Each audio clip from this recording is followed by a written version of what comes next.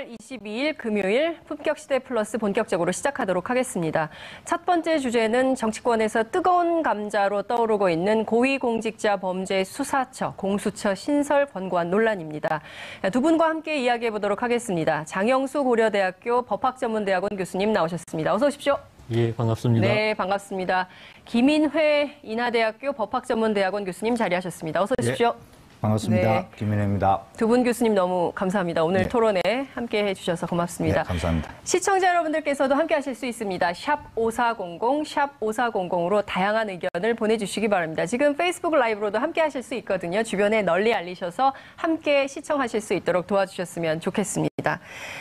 본격적인 얘기를 시작하도록 하겠습니다. 두 분 교수님은 혹시 다른 텔레비전 방송에서 함께 토론하신 적이 있으십니까? 직접 토론을 그런 건 없는 것 같습니다. 그러십니까? 예. 특히 이쟁점과 관련해서는 예, 이번에 처음이죠. 처음이시군요. 교수님께서는 자주 몇 년 전에 이제 공수처 문제로 한번 얘기를 한 적이 있었습니다. 예, 이 굉장히 오래된 문제인데요. 오늘 본격적으로 한번 이 얘기를 해보도록 하겠습니다. 자, 우선 지금 쟁점이 되는 핵심적인 이슈가 이게 역대 최대급이다, 역대급이다, 뭐 이런 얘기들이 나오고 있습니다. 메머드급이다. 과연 그렇습니까? 어떻게 보십니까? 김인혜 교수님 먼저 말씀 부탁드리겠습니다. 먼저 공수처 문제를 논의함에 있어서는 공수처가 왜 필요한지에 대한 국민들의 관심, 이 높은 이유를 먼저 설명을 드려야 되겠습니다. 지금 이제 우리나라 사회에서는 이 부정부패, 정경유착, 소위 말하는 권력형 비리로 인해서 큰 어려움을 겪고 왔었죠. 네. 최근에 대표적으로 드러난 것이 이제 박근혜, 최순실의 국정농단 사태, 그리고 그에 대해서 또 연이어서 발생한 그 삼성그룹 등의 그 재벌의 또 정경유착 문제가 지금 심각하게 되어서 작년에 촛불 집회와 같은 촛불 혁명과 같은 일이 벌어지게 되었습니다.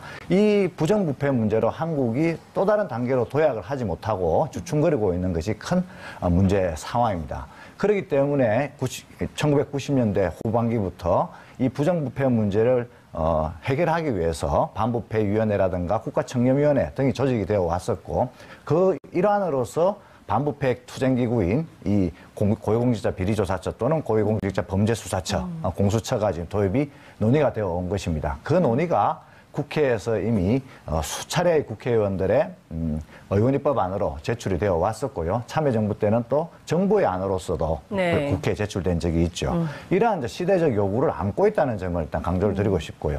두 번째로는 또 검찰의 비리로 인해서 이 고위공직자들이 연루되어 있는 권력형 비리의 수사가 제대로 되지 않는 그런 한계를 또 안고 있었죠. 그리고 또 검찰의 비리도 함께 발생을 했습니다. 작년에 저희들이 기억이 생생합니다만은 현직 검사장인 진경준 검사장의 그 부패 문제, 그리고 홍만표 전직 검사장의 부패 문제 등 검찰의 비리가 끊임없이 발생하고 있음에도 불구하고 이에 대한 수사가 제대로 진행이 되지 못하고 있는 검찰의 조직 이기주의, 자기 식구 봐주기가 횡행한 것이죠. 이 문제를 이제 총체적으로 해결하기 위해서 이제 공수처라는 전문 특별 상설기관이 이제 제안이 된 것입니다. 이 와중에서 또 우리가 하나 더 고려해야 될 점은 저희들이 이러한 이 대규모 권력형 비리 문제를 해결하기 위해서 두 가지 방법으로 대응을 해왔는데요. 역사적으로 보면은 하나는 대검 중수부라는 것을 동원해서 이 문제를 해결해 가려고 했고, 대검 중수부로서 도저히 이 문제가 해결되지 않자 국회에서 특별검사 시스템을 도입해서 특별검사 그 법률안을 가지고 특별검사로 문제를 해결해 온 것이죠. 그래서 특별검사가 이미 우리나라에서는 일종의 하나의 이제 문화 또 제도로서 이미 정착이 되어 있는 상태입니다. 그렇기 때문에 이제는 이제 대검 중수부를 넘어서서 특검을 넘어서서 이제 이게 매번 사건 때마다 법안이 아닌 상설된 전문 특별기구로서 이러한 이제 고위공직자가 연루되어 있는 범죄를 이제 수사할 필요가 있다. 그리고 검찰 개혁을 하기 위한 도구로서 또 역할을 할 필요가 있다. 이런 말씀드릴 수가 있습니다. 지금 이제 말씀하시는 것 중에 이제 큰 부분이 방금 또 지적하신 부분이 너무 대규모가 아니냐, 또는 뭐 너무 메머드급이 아니냐, 이렇게 얘기를 하는데, 특검의 경우에 단일 사건이었습니다만은 박영수 특검 같은 경우에는 20명의 검사들이 있었습니다. 단일 사건이었죠. 그런데 지금 이제 나오고 있는 바와 같이 이 법안에서는 대통령, 국회의원, 군 장성, 검사까지 다 포함하고 있기 때문에 실제로는 그 정도의 수사를 하려면은 이 정도를 규모를 크다 이렇게 얘기하기는 사실상 어렵다 이렇게 볼 수 있겠습니다. 그렇군요. 자, 이 공수처의 역사적 당위성, 그리고 이것이 왜 필요한가에 대한 설명을 꼼꼼하게 해주셨는데요. 장 교수님, 김인혜 교수님께서 이 공수처는 반부패 투쟁기구다 이런 말씀을 주셨거든요. 동의하십니까? 글쎄, 투쟁이라는 표현이 조금 과하지 않나 싶긴 하지만 일단 그런 목적을 가지고서 검찰 개혁의 일환으로서 이 제도가 20년 전부터 얘기가 됐었고 네. 또 그 20년의 역사를 돌이켜보면은 실제 이런 기구를 두는 것이 가장 합리적인 방안이냐 아니면은 다른 대안으로서 사실 그동안에 특검도 있었지만 뭐 검찰총장에 대해 가지고서 임기제를 도입한다든지 네. 인사청문제도를 도입한다든지 이걸 통해서 결국 문제의 핵심은 검찰의 수사 능력이 떨어진다가 아니라 검찰의 정치적 중립성이 훼손이 되고 그러다 보니까 정작 해야 할 일을 제대로 못하는. 네. 방금 전에 일을 드셨던 이제 이 최순실 사태 같은 경우에서도 초기 검찰이 그런 식으로 해가지고 늦장 수사다, 봐주기 수사다 해가지고 굉장히 말이 많았지 않습니까? 네. 결국 그런 부분에 있어가지고 검찰이 제 기능을 할 수 있도록 하는 방안이 뭐가 있느냐? 네. 그리고 기존의 어떤 여러 가지 검찰 개혁을 위한 수단들이 효과가 없다면 그렇다면 최후 수단으로서 이 공수처 같은 것이라도 해봐야 되지 않느냐. 저는 뭐 그걸 비유를 하자면은 네. 이제 약물 치유가 우선인데 약물 치유가 듣지 않는다면 그때는 이제 수술이라도 해야 되지 않느냐. 이런 의미에 있어서 이 네. 제도 자체에 반대하지는 않는데 다만 이 제도를 갖다가 어떤 식으로 설계하느냐의 문제는 짚고 넘어가야 될 것 같습니다. 네. 다시 말하자면은 기본적인 방향 설정에 있어가지고 네. 이 검찰이라고 하는 거대한 조직이 있고 네. 이 검찰 조직을 뭐 대신할 만한 내지는 이제 검찰 조직과 진짜 양쪽으로도 경쟁할 만한 그런 또 하나의 조직을 둔다는 건 현실적으로 무리거든요. 그런데 지금 현재 공수처 이쪽이 옥상옥 될 수 있다는 옥상옥도 옥상옥일 뿐만 네. 아니라 뭐 국민의 부담도 커질 것이고 그리고 그런 권력기관이 2개, 3개 된다는 것이 네. 정치적으로도 바람직하지는 않은 것이고요. 예. 그랬었을 때 오히려 저는 개인적으로는 이렇게 권한을 크게 주는 것보다는 네. 조금 규모를 줄이고 아까 이제 말씀하셨습니다마는 이렇게 권한을 크게 주면 그거 다 하기 위해서 규모가 커지는 건 그건 당연합니다. 근데 그렇게 권한이 꼭 커야만 되느냐. 이 부분에 있어서는 오히려 예를 들어 검찰이 제대로 일하게 하려면은 검찰 수뇌부들만 확실하게 통제하면 비정치적인 일을 해야 되는데 정치적으로 해서 검찰이 수사를 한다 혹은 수사를 안 한다 이렇게 했었을 때 공수처가 거기에 개입해가지고 비정치적인 사건은 건드릴 필요 없고 거기에 대해서만 확실하게 통제를 해도 충분하지 않느냐. 그리고 그런 맥락에 있어서는 이렇게 권한이 크고 조직이 클 필요는 없다. 그렇게 봅니다. 너무 권한이 크고 조직이 커졌다. 국민의 부담만 커진다고 말씀하셨어요. 김 교수님 어떻게 생각하세요? 네. 이 공수처 부분을 볼 때 검찰하고 맞먹는 조직이다 이렇게 보시면 곤란합니다. 첫 번째 이유는 공수처의 대상이 네. 대통령, 국회의장, 대법원장 등 산부 요인을 포함한 고위공직자를 중심으로 짜여져 대상이 되어 있습니다. 그렇습니다. 이 고위공직자들이 대상이기 때문에 일반 국민을 대상으로 해서 광범위하게 수사를 하는 검찰이나 경찰과 비해서는 조직이 굉장히 작은 것이죠. 업무 자체가.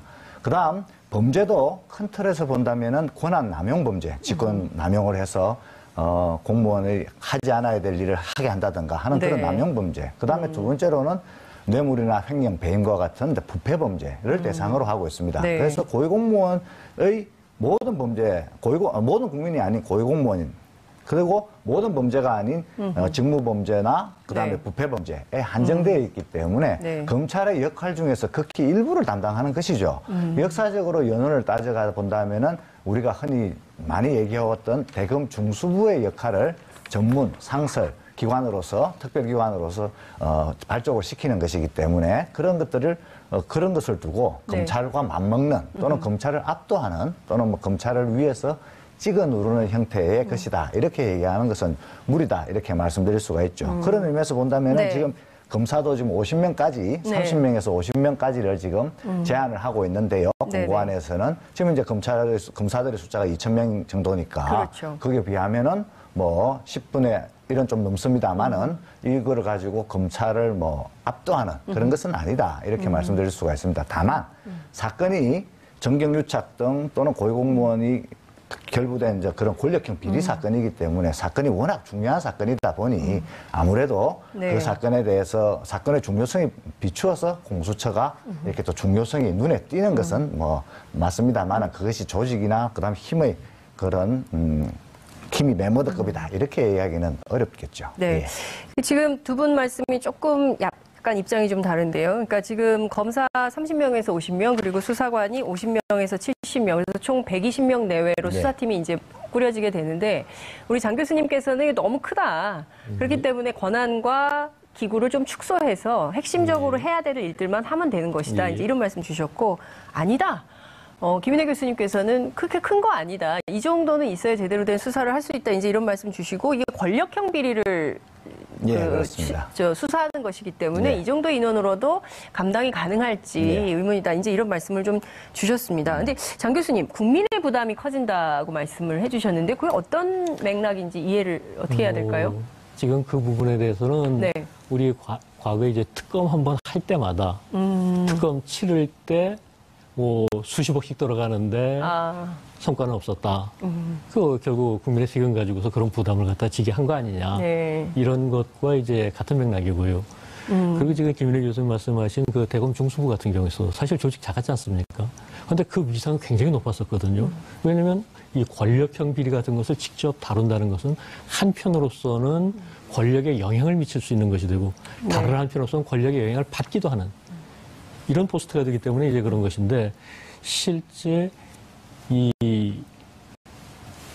공수처 같은 경우가 조직이 사실 여기 나와 있는 모든 사건들 네. 그리고 모든 대상자를 다 수사한다면 전 개인적으로 지금 120명 가지고 될까 이런 더 생각도 있어야 된다. 들거든요.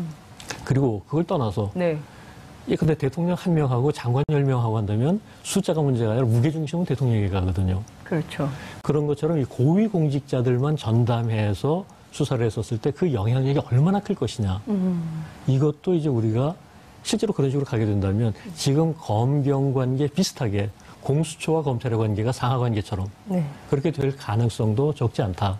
이렇게 봅니다. 예.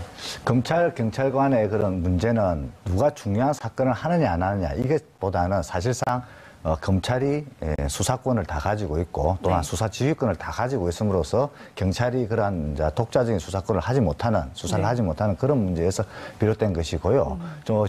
지금도 이제 경찰에서 아주 중요한 사건을 또 많이 수사하는 경우가 최근에 나오지 않습니까? 네. 그러니까 중요한 사건은 따라 이제 경찰에서도 할 수도 있고 검찰에서도 할 수가 있는데 우리가 이러한 결정적으로 중요한 사건들, 나라의 운명을 좌우할 만한 이 고위공직자들의 사건은 이것이 정치적인 외압, 또 구체적으로는 대통령에 의해서 이게 좌우되는 고위공직자들에서 좌우되는 그런 정치적 외압으로도 벗어나서 공정하고 분명하게 수사를 함으로써 정의를 세우고 그 부정부패를 이제 척결해야 되는 그런 이제 시대적 과제가 있는 것이죠. 그런 초점이 이제 있는 것이지 그것이 이런 검찰을 이렇게 압도한다든가 또는 옥상옥이라든가 이런 것은 아니다. 그리고 그러한 요구들을 만약에 그 공수처가 이번 사태와 같은 박근혜 최순실 국정농단 사태 같은 거를 먼저 미연에 방지를 했더라면은 사실상 작년 겨울에 그 뜨거웠던 그 촛불과 같은 그런 사태, 촛불 혁명 이건 굉장히 바람직하긴 합니다만 국민들이 얼마나 고생을 많이 했습니까? 그 추운 겨울에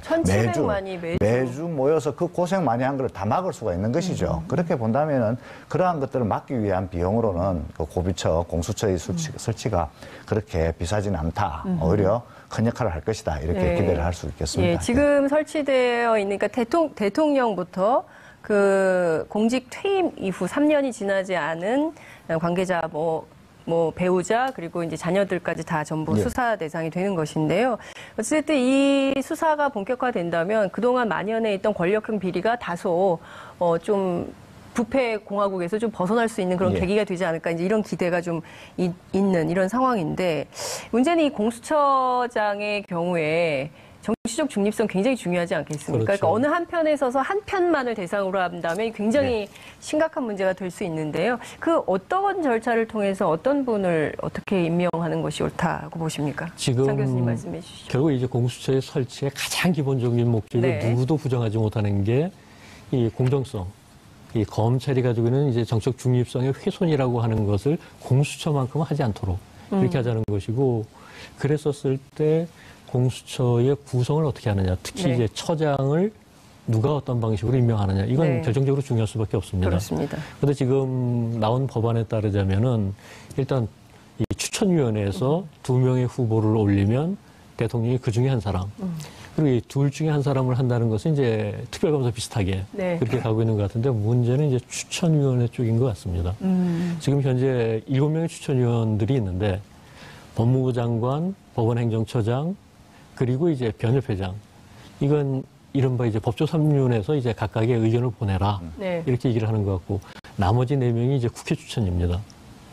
근데 외견상으로 보면은 이게 뭐 별 문제가 없을 거고 특히 국회 추천이라고 하는 건 여당과 야당이 나누어지기 때문에 어느 한쪽으로 쏠리지 않을 것 같은데 문제는 여당 몫의 2사람하고 여당 야당 이제 반반씩 간다고 보고 네. 여당 몫의 2사람하고 법무부 장관은 정부 여당 편이다. 이렇게 셋을 전제해 놓고 나서 보면은 나머지 한 사람만 더 확보할 수 있으면은 그건 뭐 추천위원회 내부의 어떤 결정이라고 하는 것이 정부 여당의 목소리 내지는 대통령의 목소리에 따라서 좌지우지될 수도 있다는 그런 점은 조금 어떻게 우려스럽다. 보십니까? 이런 우려에 대해서. 그런 그 우려, 특히 그 정치적 중립이 중요하고 공정성이 중요하다는 것은 뭐 전적으로 동감을 합니다. 그 사실은 이 공수처의 성공 여부를 좌우할 핵심 요소는 역시 정치적 중립성이겠죠. 근데 이 공고안을 보면은 2중, 3중, 4중의 장치를 만들어서 이 정치적 중립성을 확보하려고 하고 있습니다. 첫 번째 장치는 방금 장영수 교수님께서 말씀하신 바와 같이 국회에서 구성되는 인사추천위원회에서 이걸 일단 추천을 하는 것이죠. 그 추천 과정에서도 이미 이제 여야의 균형이 어느 정도 맞춰져 있기 때문에 인사 검증이 어느 정도 됩니다. 두 번째 단계는 국회에서 대통령이 한 분을 지명하시면은 국회에서도 인사청문회를 또 하거든요. 인사청문회. 예. 그러니까 이 처장의 임명 과정에서 이미 2번의 인사검증이 추천위원회에서 한 번, 그 다음에 네. 국회에서 인사청문 네. 과정 한 번, 이렇게 2번의 아주 뜨거운 인사검증이 될 것이고, 그 와중에서 또 당연히 정치적 중립이 중요한 이제 계기가 되겠죠. 그 다음에 내용이 될 것입니다. 두 번째로 이제 두 번째 이제 장치가 뭐냐면은 처장의 임기, 네. 처장의 임기를 3년 단임으로 해놓은 것입니다.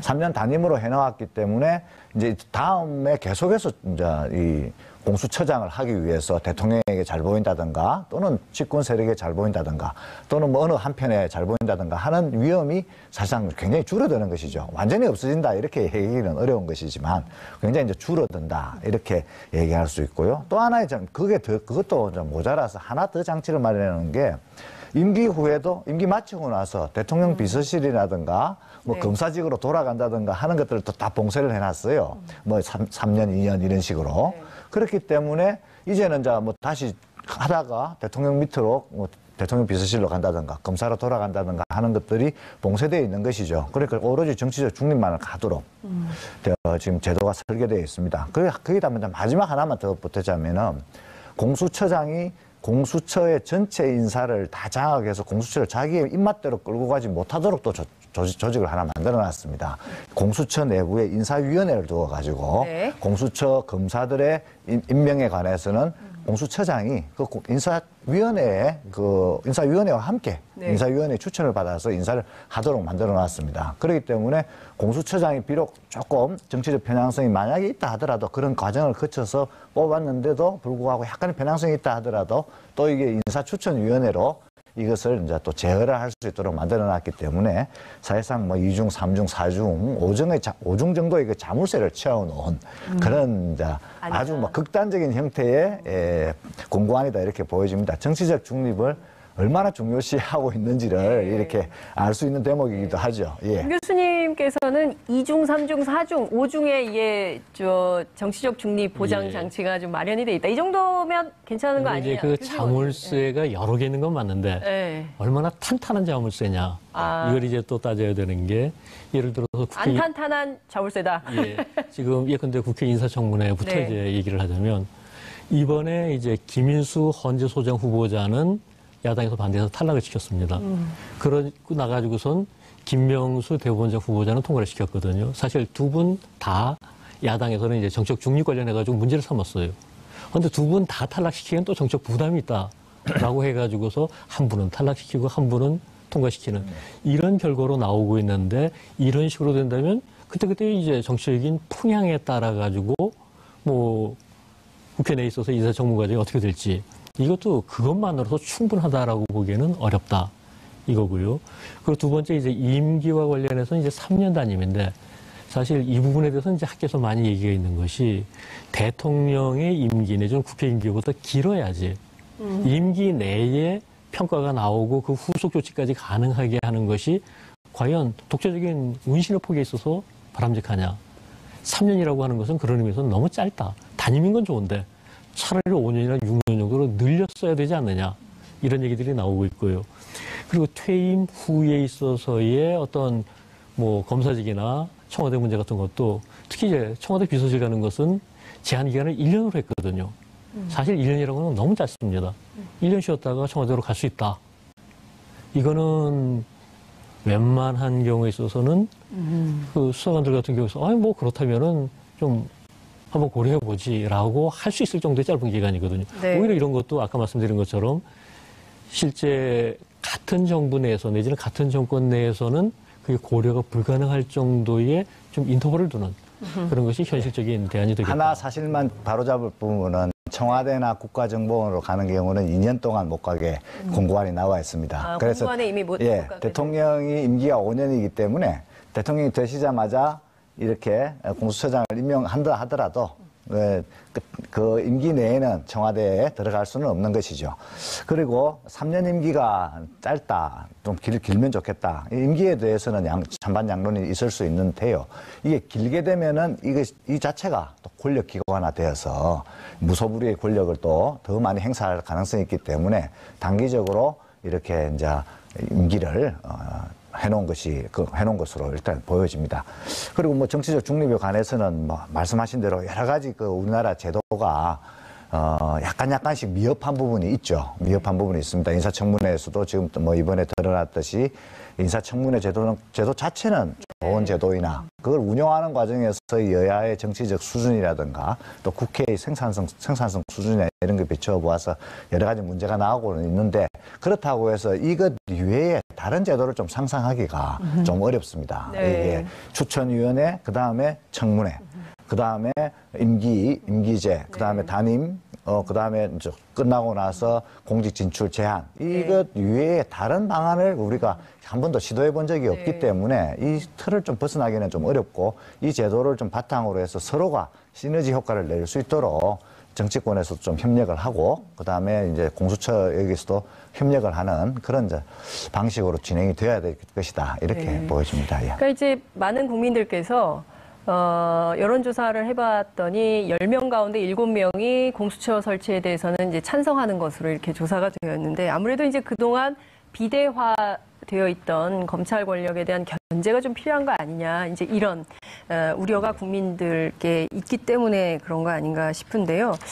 그 중요한 것은 그 수사 경쟁 그러니까 이를테면 검찰과 공수처 그리고 또 경찰과 검찰이 서로 그동안 이제 그 검찰이 가지고 있었던 기소 독점 그다음에 이제 수사권 문제를 좀 이렇게 경쟁 체제로 좀 바꾸는 것이다라는 게 이제 한인섭 위원장의 주장이기도 한데요. 그 점에 대해서는 좀 어떻게 보세요? 저는 그 부분은 굉장히 위험하다고 생각을 합니다. 굉장히 위험하다. 예. 네. 지금 현재 검경의 수사권 문제 같은 경우도 이제 여러 가지 조정의 필요성을 얘기를 하고 있고요. 네. 그리고 지금 공수처의 모델로 얘기됐던 뭐 홍콩의 염정공소라든지 그런 경우에 있어서도 그런 식으로 어떤 실적주의로 나가다가 여러 가지 문제를 야기했었던 그런 사례 같은 것들도 알려져 있고요. 지금 여기에 있어서는 핵심은 검찰의 어떤 문제점들, 정치적 중립을 제대로 지키지 못한 문제점을 통제하고 바로잡고 보완하는 쪽이지 이게 마치 제1검찰, 제2검찰, 제3검찰 니들끼리 경쟁해가지고 누가 이제 실적 잘 내는지 보자. 이런 식으로 했었을 때는 오히려 부작용이나 역효과가 훨씬 더 클 거라고 생각을 합니다. 그런 의미에 있어가지고서 저는 기본적인 방향 설정 자체가 공수처는 검찰을 대체하는 게 아니라 검찰의 문제점을 보완하고 교정하는 그런 역할을 하는 쪽에다 초점을 맞춰야 된다라고 생각을 합니다. 장 교수님 예, 수사기관의 경쟁 이렇게 표현을 하면 조금 이상하죠. 사실은 수사기관이 경쟁한다는 것은 이게 수사를 많이 한다는 것이고 수사를 많이 하면 기본적으로 국민들의 인권이 좀 침해되는 그런 부작용이 항상 있기 마련입니다. 그런데 경쟁의 문제라기보다는 정확하게는 이제 관할을 누가 가질 것이냐. 권한. 관할이죠. 관할. 관할. 이 지역이나 인적 대상이나 이런 것들에 대해서 누가 우선적으로 할 것이냐 하는 것들이 중요한 문제가 되겠습니다. 사실 같은 사건이라 하더라도 지금도 검찰이나 경찰이 같이 수사를 할 수가 있습니다. 그런데 하다 보면은 서로 경쟁하게 되면 좀 곤란한 경우가 발생하지 않습니까? 경쟁해서 그냥 좋게 갈 수도 있지만은 문제가 생기면은 양기관이 서로 협조를 해서 관할을 정리하는 그런 전통이 수립돼야 되죠. 지금은 검찰이 모든 관할을 가지고 있으니까 일방적으로 관할을 가져가서 문제입니다만은 그래서 공수처와 검찰이 서로 관할이 겹치게 된다면은 일단 특별법 원칙, 우선 원칙에 따라서 공수처가 관할을 가지게 되고 그러면은 검찰과 공수처가 서로 협조를 하면서 이 사건은 검찰에서 계속 수사를 해왔기 때문에 검찰에서 할 수도 있겠다. 이렇게 보면은 검찰에서 수사를 계속 하면 되고 그런데 이 사건은 원래 공수처 사건이면은 공수처에서 하는 게 좋겠다. 이렇게 하면은 관할을 이제 이송을 해서 이게 또 공수처에서 수사를 하는 것이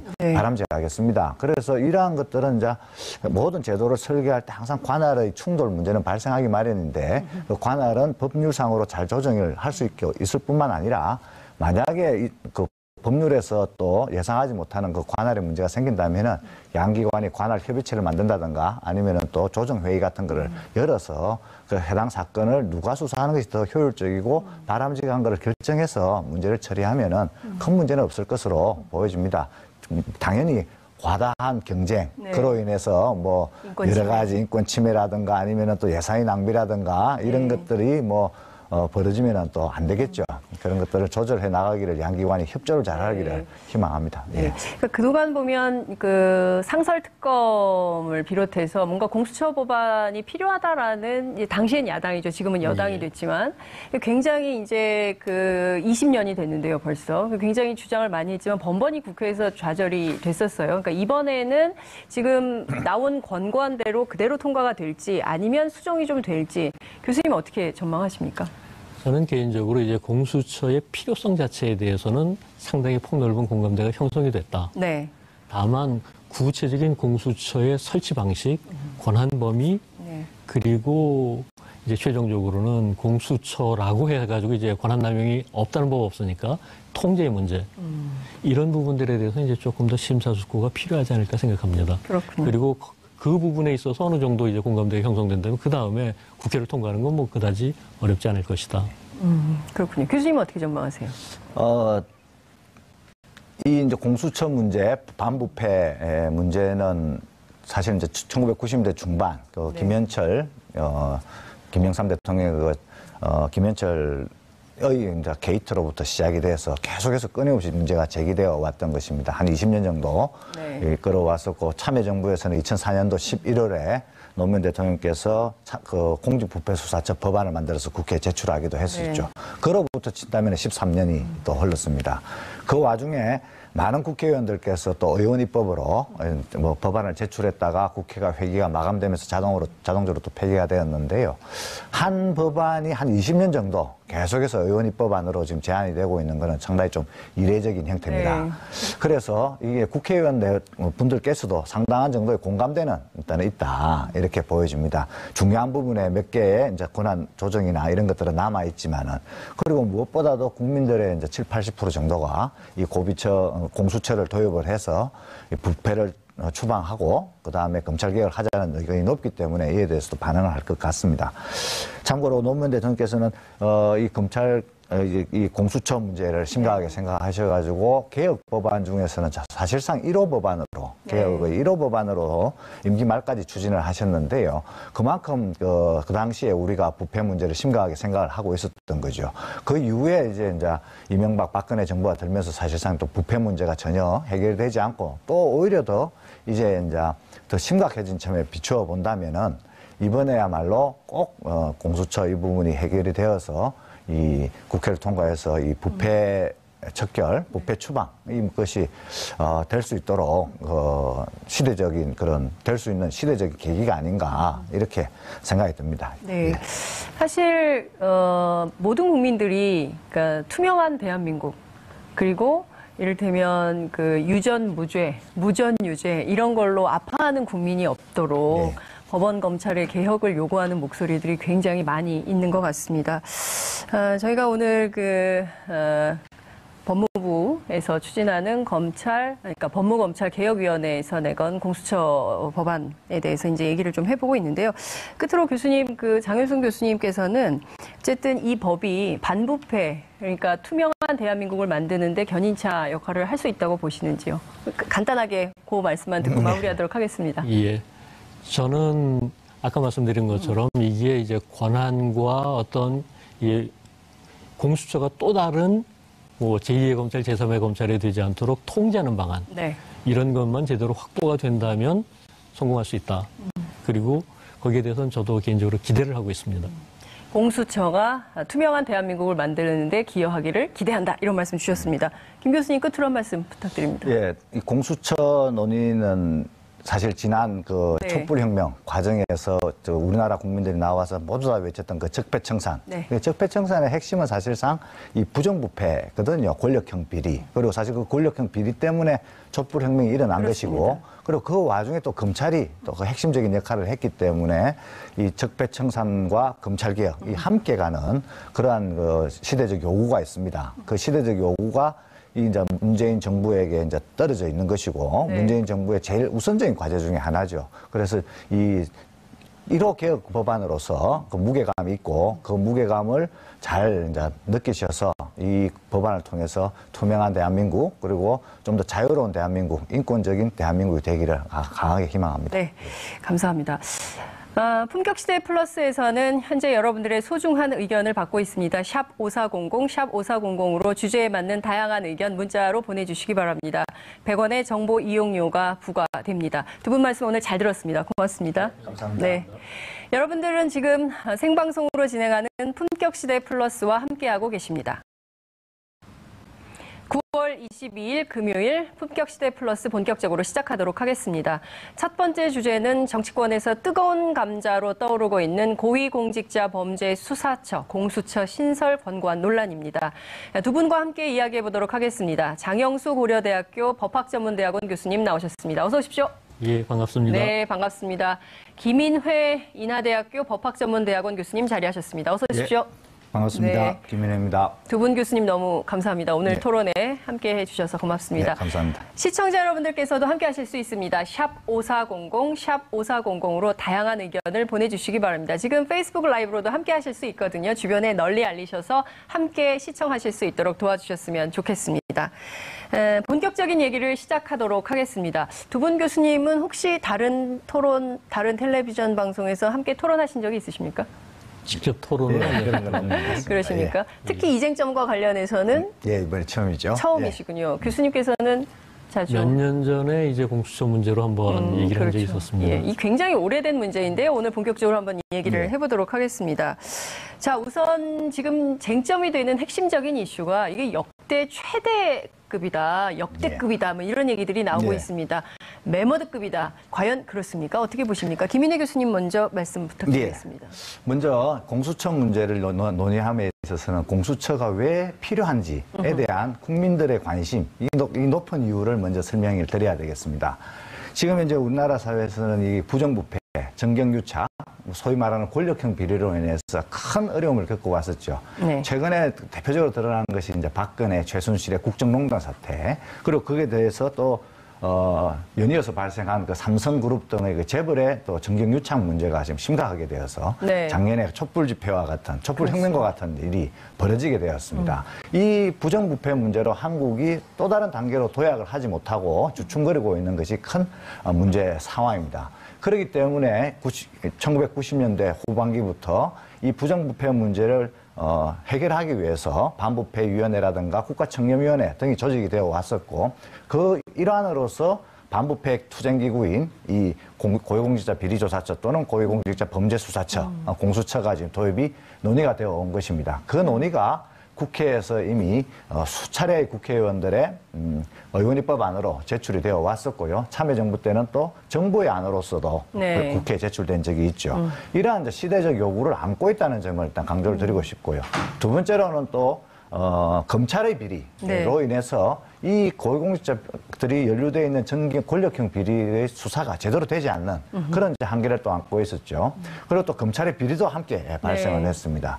작년에 저희들이 기억이 생생합니다만은 현직 검사장인 진경준 검사장의 맞아요, 그 부패 맞아요. 문제, 그리고 홍만표 전직 검사장의 부패 문제 등 검찰의 비리가 끊임없이 발생하고 있음에도 불구하고 이에 대한 수사가 제대로 진행이 되지 못하고 있는 검찰의 조직 이기주의, 자기 식구 봐주기가 이제 횡행한 것이죠. 이 문제를 이제 총체적으로 해결하기 위해서 이제 공수처라는 전문 특별 상설기관이 이제 제안이 된 것입니다. 네. 이 와중에서 또 우리가 하나 더 고려해야 될 점은 저희들이 이러한 이 대규모 권력형 비리 문제를 해결하기 위해서 두 가지 방법으로 대응을 해왔는데요. 네. 역사적으로 보면은 하나는 대검 중수부라는 것을 동원해서 이 문제를 해결해 완료고 했고, 대검 중수부로서 도저히 이 문제가 해결되지 않자 네. 국회에서 특별검사 시스템을 도입해서 특별검사 그 법률안을 가지고 특별검사로 문제를 해결해 온 것이죠. 네. 특별검사가 이미 우리나라에서는 일종의 하나의 이제 문화 또 제도로서 이미 정착이 되어 있는 상태입니다. 그렇기 때문에 이제는 이제 대검 중수부를 넘어서서 특검을 넘어서서 이제 이게 매번 사건 때마다 법안이 아닌 상설된 전문 특별기구로서 이러한 이제 뭐 고위공직자가 연루되어 있는 범죄를 이제 수사할 필요가 있다. 그리고 검찰 개혁을 하기 위한 도구로서 또 역할을 할 필요가 있다. 이런 말씀드릴 수가 있습니다. 지금 이제 말씀하시는 것 중에 이제 큰 부분이 방금 또 지적하신 부분이 네. 너무 대규모가 아니냐 또는 뭐 너무 메모드급이 아니냐 이렇게 얘기를 하는데 특검의 경우에 단일 사건이었습니다만은 박영수 특검 같은 경우에는 20명의 검사들이 네. 있었습니다. 단일 사건이었죠. 그런데 지금 현재 나오고 있는 바와 같이 이 법안에서는 대통령, 국회의원, 뭐 군장성, 검사까지 다 포함하고 있기 때문에 실제로는 그 정도의 수사를 하려면은 이 정도를 규모를 크다 이렇게 얘기하기는 사실상 어렵다 네. 이렇게 볼 수 있겠습니다. 그렇군요. 자, 이 공수처의 역사적 당위성, 그리고 이것이 왜 필요한가에 대한 설명을 꼼꼼하게 해주셨는데요.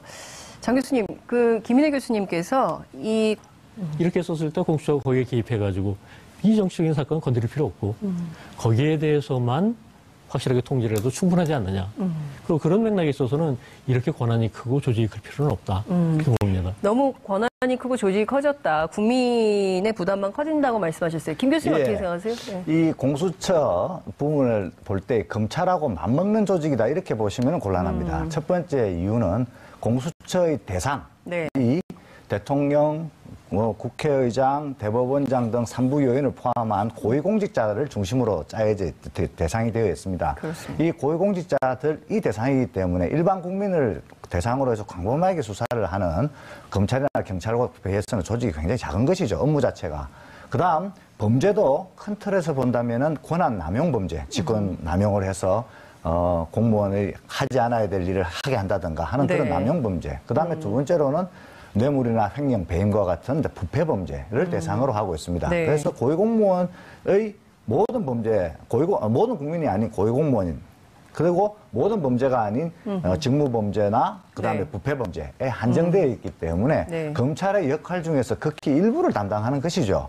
역사적으로 연원을 따져가 본다면은 우리가 흔히 많이 얘기해왔던 대검 중수부의 역할을 전문 상설 기관으로서 특별기관으로서 발족을 시키는 것이기 때문에 그런 것을 두고 네. 검찰과 맞먹는 또는 검찰을 압도하는 또는 뭐 검찰을 위해서 찍어 누르는 형태의 것이다 이렇게 얘기하는 것은 무리다 이렇게 말씀드릴 수가 있죠. 그런 의미에서 본다면 네. 지금 검사도 지금 50명까지 네. 30명에서 50명까지를 지금 제한을 하고 있는데요. 네네. 공고안에서는 지금 이제 검사들의 숫자가 2,000명 정도니까 그렇죠. 그게 비하면은 뭐 10분의 1은 좀 넘습니다만은 이거를 가지고 검찰을 뭐 압도하는 그런 것은 아니다 이렇게 말씀드릴 수가 있습니다. 다만 사건이 정경유착 등 또는 고위공무원이 결부된 이제 그런 권력형 비리 사건이기 때문에 사건이 워낙 중요한 사건이다 보니 아무래도 네. 그 사건에 대해서 사건의 중요성이 비추어서 공수처가 이렇게 또 중요성이 눈에 띄는 것은 뭐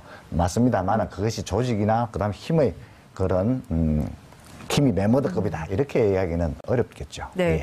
예. 지금 두 분 말씀이 조금 약간 입장이 좀 다른데요. 그러니까 지금 검사 30명에서 50명 그리고 수사관이 50명에서 70명 그래서 총 120명 내외로 네. 수사팀이 이제 꾸려지게 되는데 우리 장 교수님께서는 이게 너무 크다. 그렇기 때문에 권한과 기구를 좀 축소해서 핵심적으로 해야 될 일들만 하면 되는 것이다. 이제 이런 말씀 주셨고 아니다. 김인혜 교수님께서는 그렇게 큰 거 아니다. 이 정도는 있어야 제대로 된 수사를 할 수 있다. 이제 이런 말씀 주시고 이게 권력형 비리를 예, 그렇습니다. 수사하는 것이기 때문에 네. 이 정도 인원으로도 감당이 가능할지 네. 의문이다. 이제 이런 말씀을 좀 주셨습니다. 근데 장 교수님, 국민의 부담이 커진다고 말씀을 해주셨는데 그게 어떤 맥락인지 이해를 어떻게 해야 될까요? 지금 그 부분에 대해서는 네. 우리 과거에 이제 특검 한번 할 때마다 특검 치를 때 뭐 수십억씩 들어가는데 성과는 없었다. 그 결국 국민의 세금 가지고서 그런 부담을 갖다 지게 한 거 아니냐. 네. 이런 것과 이제 같은 맥락이고요. 그리고 지금 김인혜 교수님 말씀하신 그 대검 중수부 같은 경우에서 사실 조직 작았지 않습니까? 그런데 그 위상은 굉장히 높았었거든요. 왜냐하면 이 권력형 비리 같은 것을 직접 다룬다는 것은 한편으로서는 권력에 영향을 미칠 수 있는 것이 되고 다른 한편으로서는 권력의 영향을 받기도 하는 이런 포스트가 되기 때문에 이제 그런 것인데 실제 이 공수처 같은 경우가 조직이 사실 여기 나와 있는 모든 사건들 네. 그리고 모든 대상자를 다 수사한다면 전 개인적으로 지금 120명 가지고 될까 이런 더 생각도 있어야 된다. 들거든요. 그리고 그걸 떠나서 네. 근데 대통령 1명하고 장관 10명하고 한다면 숫자가 문제가 아니라 무게중심은 대통령에게 가거든요. 그렇죠. 그런 것처럼 이 고위 공직자들만 전담해서 수사를 했었을 때 그 영향력이 얼마나 클 것이냐.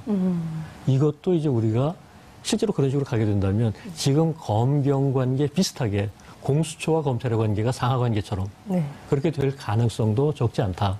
그렇게 봅니다. 예. 검찰, 경찰 간의 그런 문제는 누가 중요한 사건을 하느냐, 안 하느냐, 이게 보다는 사실상 검찰이 수사권을 다 가지고 있고 또한 수사 지휘권을 다 가지고 있음으로써 경찰이 그러한 독자적인 수사권을 하지 못하는, 수사를 하지 못하는 그런 문제에서 비롯된 것이고요. 지금도 이제 경찰에서 아주 중요한 사건을 또 많이 수사하는 경우가 최근에 나오지 않습니까? 네. 중요한 사건은 따라 이제 경찰에서도 할 수도 있고 검찰에서도 할 수가 있는데 우리가 이러한 결정적으로 중요한 사건들, 나라의 운명. 공수처는 반부패 투쟁기구다 이런 말씀을 주셨거든요. 동의하십니까? 글쎄, 투쟁이라는 표현이 조금 과하지 않나 싶긴 하지만 일단 그런 목적을 가지고서 검찰 개혁의 일환으로서 이 제도가 20년 전부터 얘기가 됐었고 네. 또 그 20년의 역사를 돌이켜보면은 실제 이런 기구를 두는 것이 가장 합리적인 방안이냐 아니면은 다른 대안으로서 사실 그동안에 특검도 있었지만 뭐 검찰총장에 대해 가지고서 임기제를 도입한다든지 인사청문제도를 도입한다든지 이걸 통해서 결국 문제의 핵심은 검찰의 수사 능력이 떨어진다가 아니라 검찰의 정치적 중립성이 훼손이 되고 그러다 보니까 정작 해야 할 일을 제대로 못하는. 네. 방금 전에 일을 드셨던 이제 이 최순실 사태 같은 경우에서도 초기 검찰이 그런 식으로 해가지고 늦장 수사다, 봐주기 수사다 해가지고 굉장히 말이 많았지 않습니까? 네. 결국 그런 부분에 있어가지고 검찰이 제 기능을 할 수 있도록 하는 방안이 뭐가 있느냐? 네. 그리고 기존의 어떤 여러 가지 검찰 개혁을 위한 수단들이 효과가 없다면 그렇다면 최후 수단으로서 이 공수처 같은 것이라도 해봐야 되지 않느냐. 저는 뭐 그걸 비유를 하자면은 이제 약물 치유가 우선인데 약물 치유가 듣지 않는다면 그때는 이제 수술이라도 해야 되지 않느냐. 이런 의미에 있어서 이 제도 자체에 반대하지는 않는데 다만 이 제도를 갖다가 어떤 식으로 설계하느냐의 문제는 짚고 넘어가야 될 것 같습니다. 다시 말하자면은 기본적인 방향 설정에 있어가지고 이 검찰이라고 하는 거대한 조직이 있고 이 검찰 조직을 뭐 대신할 만한 내지는 이제 검찰 조직과 진짜 양쪽으로도 경쟁할 만한 그런 또 하나의 조직을 둔다는 건 현실적으로 무리거든요. 그런데 지금 현재 공수처 이쪽이 옥상옥 될 수 있다는 옥상옥도 옥상옥일 뿐만 아니라 뭐 국민의 부담도 커질 것이고 그리고 그런 권력기관이 2개, 3개 된다는 것이 정치적으로도 바람직하지는 않은 것이고요. 그랬었을 때 오히려 저는 개인적으로는 이렇게 권한을 크게 주는 것보다는 조금 규모를 줄이고 아까 이제 말씀하셨습니다마는 이렇게 권한을 크게 주면 그거 다 하기 위해서 규모가 커지는 건 그건 당연합니다. 근데 그렇게 권한이 꼭 커야만 되느냐. 이 부분에 있어서는 오히려 예를 들어 검찰이 제대로 일하게 하려면은 검찰 수뇌부들만 확실하게 통제하면 비정치적인 일을 해야 되는데 정치적으로 해서 검찰이 수사를 한다. 혹은 수사를 안 한다.